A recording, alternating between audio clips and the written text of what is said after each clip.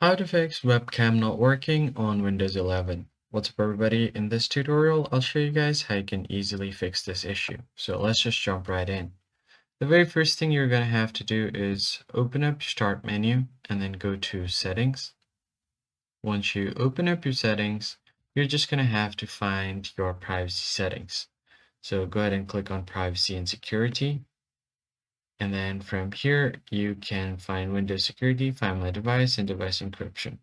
From here, you can access the app permissions. So go ahead and click on camera.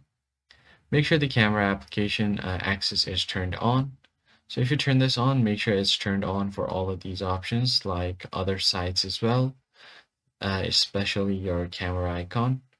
And you could also let app access your camera. So if you click on this dropdown, you'll find various apps. So make sure all of these are turned on. Once that is done, you could just go ahead and search for your camera app. Hit enter and see if your camera app is working.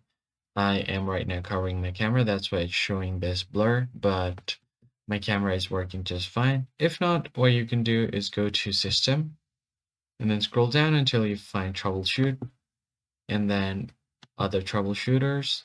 Now you're just going to run a troubleshoot for your camera. Go ahead and run it. And if there are any issues regarding your camera, Windows will ask you to fix itself, so you're just going to have to allow that permission and Windows will automatically fix the problem. That's pretty much it, guys. I hope this tutorial was helpful. I'll catch you guys on the next one.